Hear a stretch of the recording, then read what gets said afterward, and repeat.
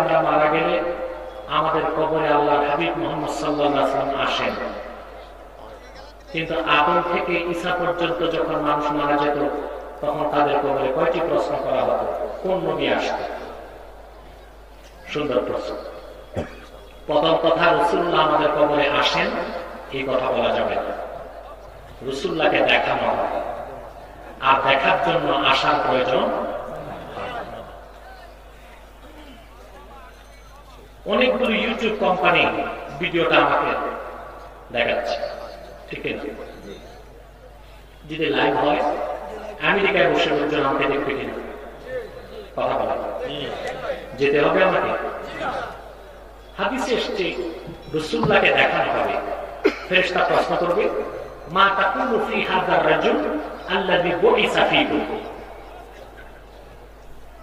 যাকে দেখতে পাচ্ছ, যাকে তোমাদের কাছে প্রেরণ করা হয়েছিল, ওনার ব্যাপারে তোমার আকীদা বিশ্বাস কি?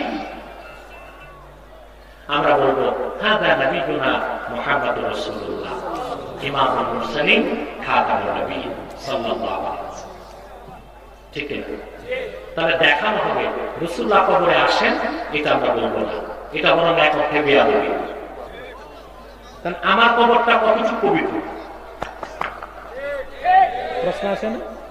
আমার কবরটাই কতটুকু পবিত্র সেটাও একটা বিষয়, কথা বলা দেখানো। দুই, এখন পূর্বের নবীদের বেলায় কি করা হবে? প্রশ্ন আসে।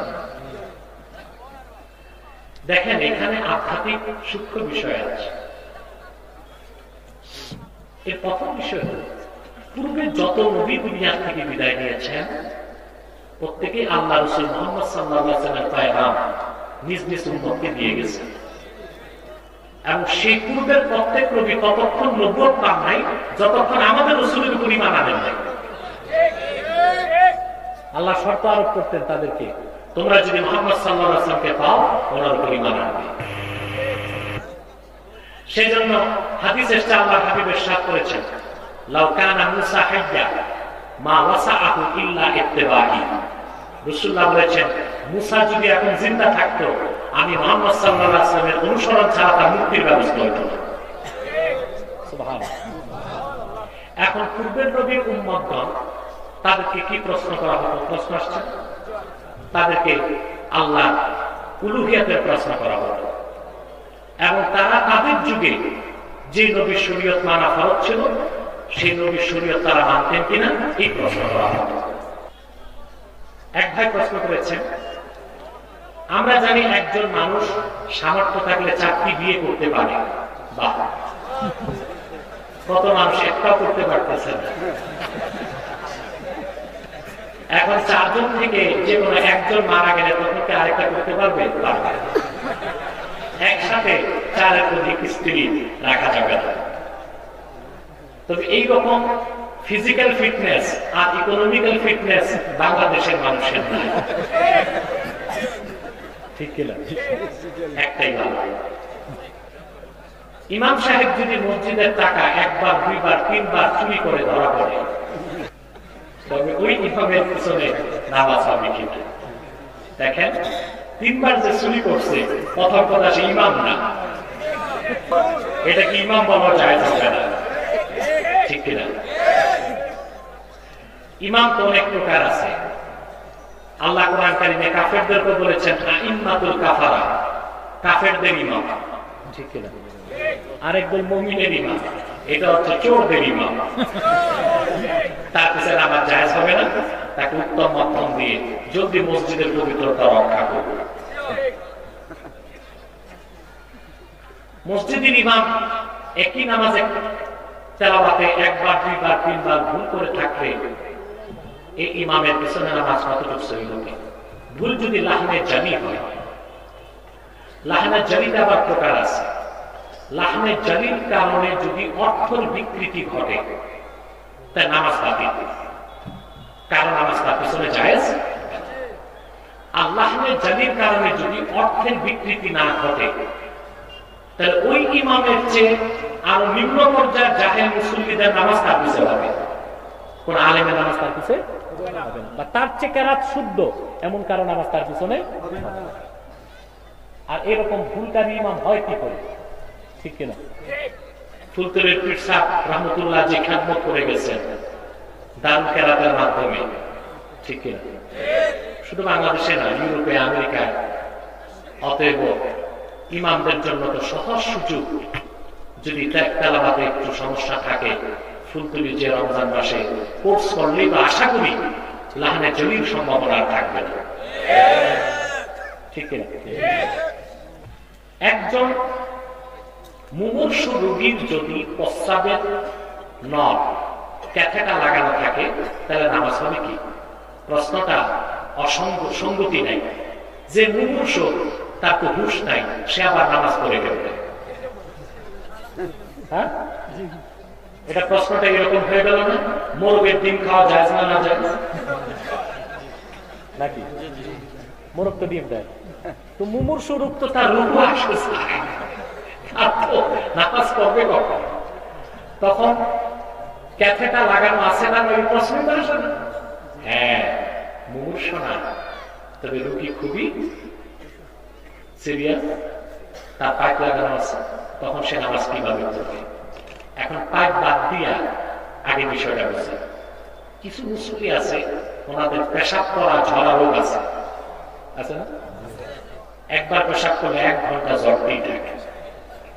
তার আসরের পর যে পেশাব করছে তো ঝরতেই আছে, এ মাগরিব করবে কেন? প্রশ্ন আসে। কিতাবে এরকম রোগীকে বলে সালিসুল বউল, সালিসুল, যার পেশাব ঝরতেই থাকে। তার ক্ষেত্রে হুকুম, সে একবার কাপড় পরিবর্তন করে উযু গোসল করে 1 ওয়াক্তের সময় যতক্ষণ সব নামাজ রোজা করতে পারবে, সব নামাজ করতে পারবে। পেশাব ঝরলেও তার উযু আর ভাঙবে না। দুখুলে ওয়াক্ত, আরেক ওয়াক্ত আসলে আবার তাকে পরিষ্কার হয়ে কাপড় বদলায় নিতে হবে, নতুন উযু করবে। মাগরিব থেকে এশা সব নামাজ করতে পারবে। বুঝলেন? ঠিক যাকে পাইপ লাগানো হলো, ক্যাথেটার কি বলে, তাহলে তাকে সে সালিসুল বউলের হুকুমে চলে যাবে। সে প্রতি ওয়াক্তে নতুন উযু করে নিবে, উযু করতে না পারে তায়াম্মুম করবে, কিন্তু নামাজ তার মাফ নাই। মসজিদে কি মহিলারা যেতে পারবে? প্রথম প্রশ্ন দরকারটা কি? আল্লাহ রাসূলের জামানায় মহিলাগণ মসজিদ নববী সাল্লাল্লাহু আলাইহি ওয়াসাল্লামে আসতেন।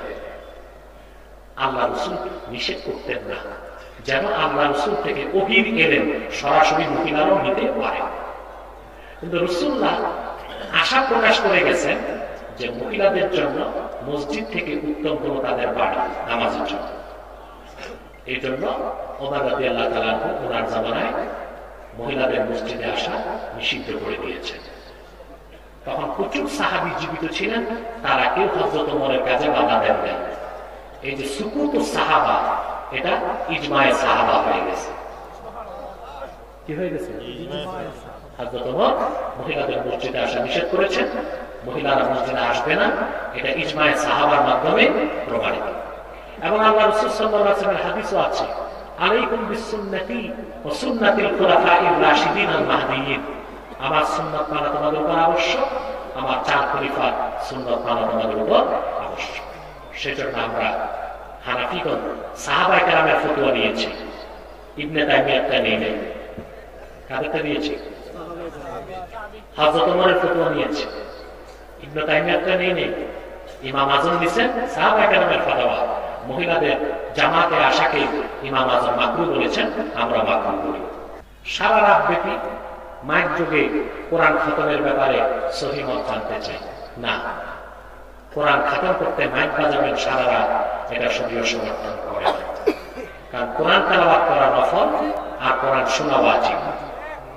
আল্লাহ বলেছেন, ইযা কুরিয়াল কুরআন ফাসতামিউ লাহু ওয়া আনসিতু।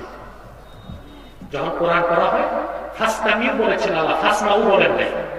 ফাসমাউ মানে কোন রকম শুনলেই চলবে, ফাসতামিউ মানে মনোযোগ দিয়ে শুনবে, ওয়া আনসিতু চুপ থাকো।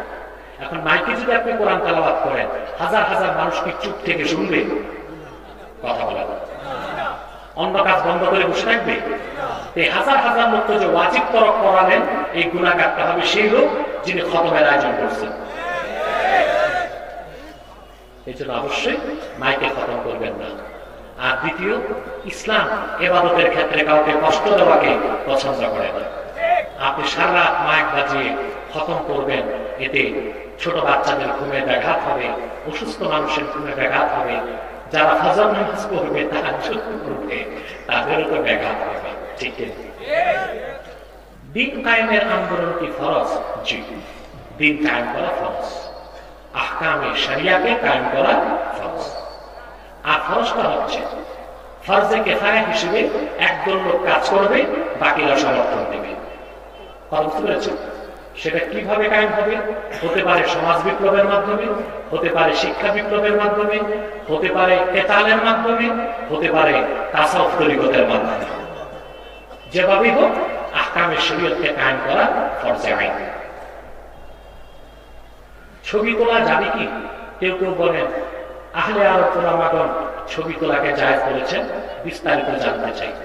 জি, আরবের অনেক আলেম ছবি তোলাকে জায়েজ করেছেন। এই জন্য তারা বলেন ছবি হচ্ছে হাবসুজ জিদ, ছায়াকে আটকানো। বুঝলেন? আর আমরা যারা ছবিকে হারাম বলি উলামায়ে হিন্দ, আমরা বলি তাখলিকে তাসবির, ছবি অঙ্কনকে হাদিসে হারাম বলা হয়েছে। ঠিক না? হ্যাঁ, ছবি অঙ্কন। আহলে আরব বলেন হ্যাঁ, তাখলিকে তাসবির, ছবি অঙ্কন আর ক্যামেরায় ছবি তোলা তো এক জিনিস না। একটা হচ্ছে ছায়াকে আটকানো, আর একটা হচ্ছে চিত্র অঙ্কন। চিত্র অঙ্কনকে সবাই হারাম বলে, আমরা বলি না। তাখলিকে তাসবির, ছবি অঙ্কনে হারাম হওয়ার যে সাবাব, ওই সাবাবটা তো ক্যামেরায় ফটো তোলা পাওয়া যায়। সাবাব কি? মানুষ প্রতিকৃতি নির্মাণ করবে, প্রতিচ্ছবি নির্মাণ করবে, এটা হারাম। কারণ কোন জানদার মানুষ বা জন্তু ছবি অঙ্কন করতে গেলে মহান আল্লাহর কাজে বাড়াবাড়ি হয়। বুঝতে পারছেন? এই জন্য ক্যামেরায় ছবি তোলাটাকেও আমরা হারাম বলি। কথা বুঝতে পারছেন? বিশেষ কারণ যদি হয়, পাসপোর্ট, রেজিস্ট্রেশন, দলিল, এসব কাজের জন্য আপনি ছবি তুলতে পারবেন। এটা দায় আপনার হবে না, দায় নেবে অথরিটি। বাধ্য করছে তারা। কারণ হাদিসে এসেছে আল্লাহ রাসূল সাল্লাল্লাহু আলাইহি ওয়াসাল্লাম ইরশাদ করেছেন, ইন্নাল্লাহা তাজাওয়াজা আন উম্মাতিল খাতা ওয়ান নিসয়ান ওয়া মাসতুকরিহু আলাইহি। আল্লাহ তাআলা আমার উম্মতের অনিচ্ছাগত ভুলকে মাফ করে দেন, এবং জোর করে যে গুনাহ তাদের দিয়ে করায় অথরিটি, সেটা আল্লাহ তাদের জন্য মাফ করে দেন। যেমন বিদ্যুৎ বিল দিতে আপনার দেরি হলো, পরের মাসে দিতে যাবেন, ওরা সুদ রাখবে, সুদ। এই সুদ দেওয়া হারাম, কিন্তু অথরিটি বাধ্য করতেছে, আপনি যদি না দেন তার কেটে দিবে। ঠিক কিনা? এই গুনাহ আপনার না, গুনাহ হবে না বিদ্যুৎ অফিসের। কার হবে? এখন পাসপোর্ট ছাড়া বিদেশ যেতে পারবেন না, হজর যেতে পারবেন না। এখন ছবি যদি তুলায়, আপনি তুলতেছেন না, তুলানো হচ্ছে, এই গুনাহ হবে। রুহানি সাহাবা বলা যাবে কিনা? না, এরকম কোন কথা হাদিসের কোথাও নাই। বরং এইরকম কথা আকীদা বিনষ্ট করতে পারে। কোন হিন্দু মহিলাকে বিবাহ করতে হলে করণীয় কি? প্রথম কাজ, তাকে ঈমানের দাওয়াত দিয়ে মুসলমান করতে হবে। তারপর যদি তাকে বিয়ে করেন, তাহলে আপনি আজরুল আজিম, অনেক বড় সওয়াবের ভাগীদার হবেন। একটি মানুষকে হেদায়েতের পথে আনলেন এবং বিয়ের মাধ্যমে একটি মুসলিম প্রজন্ম তৈরির ব্যবস্থা করলেন। তবে জোর করে করা যাবে না। মহিলা যদি আগ্রহী হয়, তখন তাকে ঈমানের দাওয়াত দেবেন, তারপর মুসলমান করে তাকে বিয়ে করবেন। ওটা আরেক বিষয়। এক বক্তা বলেছে, রাসূল সাল্লাল্লাহু আলাইহি ওয়াসাল্লাম মেরাজে গিয়ে হোঁচট খেয়ে পড়ে গেছেন। এমন অবস্থায় খাজা বাবা নবীজি সাল্লাল্লাহু আলাইহি ওয়াসাল্লামকে হাত ধরে তুলেছেন। এই বক্তার ঈমান নষ্ট হয়ে গেছে। যদি শরীয়ত আইন থাকতো, বক্তাকে অন্তত ৭০টা দোররা লাগানো উচিত ছিল। আল্লাহর হাবিবের সামনে চরম বেয়াদবি করেছে।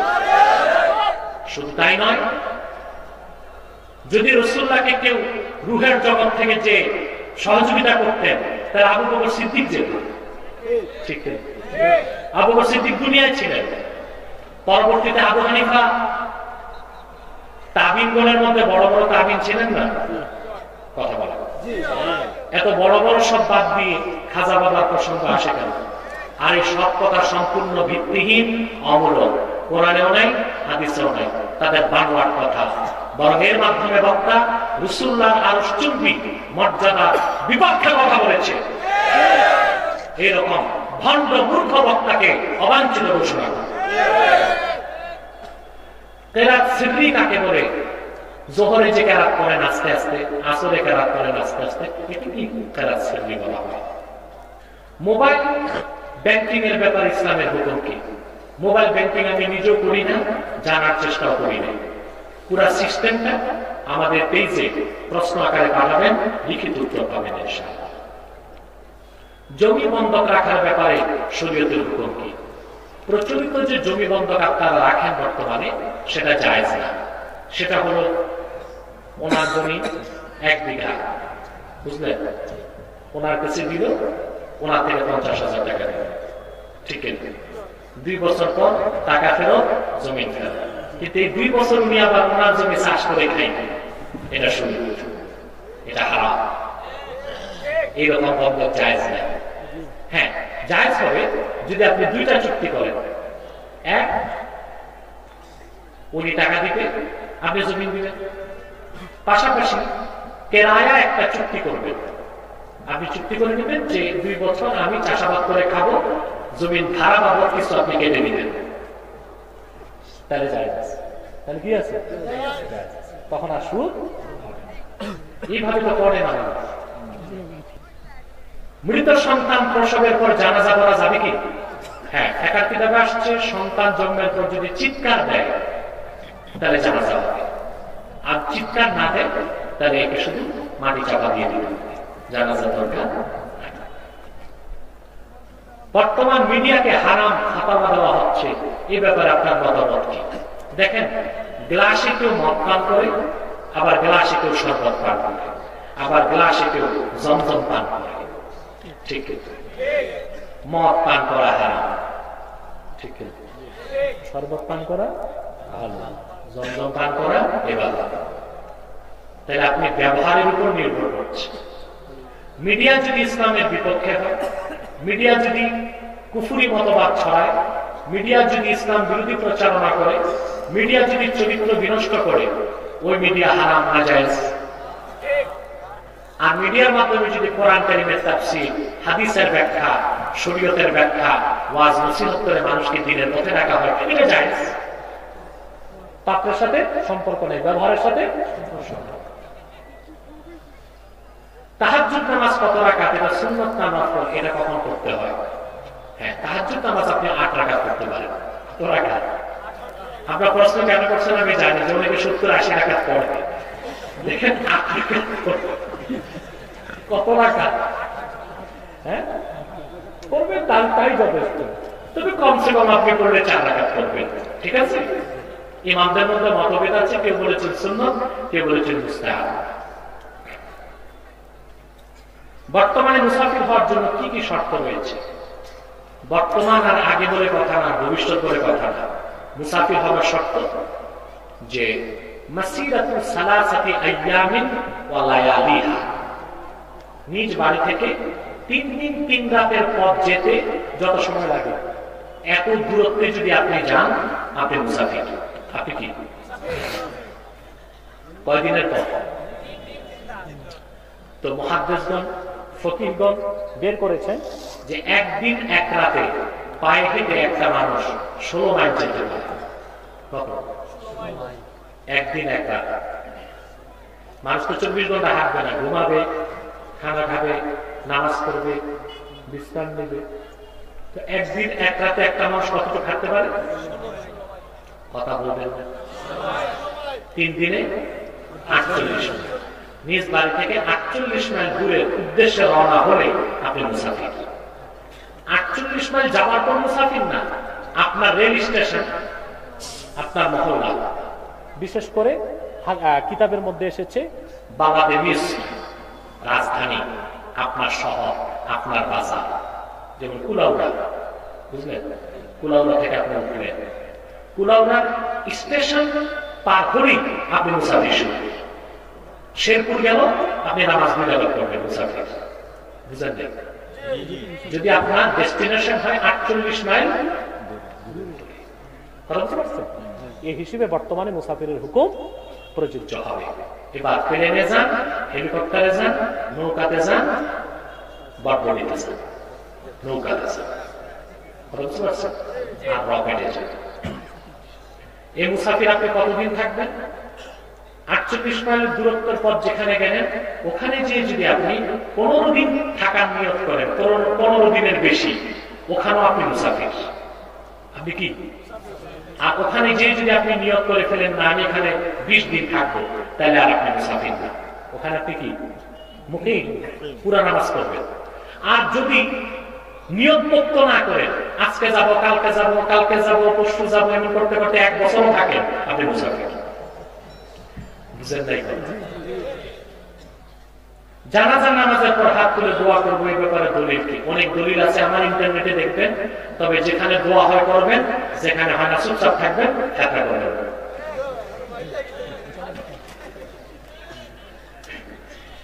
এক বক্তা তার আলোচনায় বলেছে, আপনারা এই মাজারে মক্কা মুকাররমা মদিনা মুনাওয়ারা টিকিট চাইবেন, মাজারওয়ালার কাছে সন্তান চাইবেন, রিজিক চাইবেন। এই বক্তা নির্ভেজাল মুশরিক।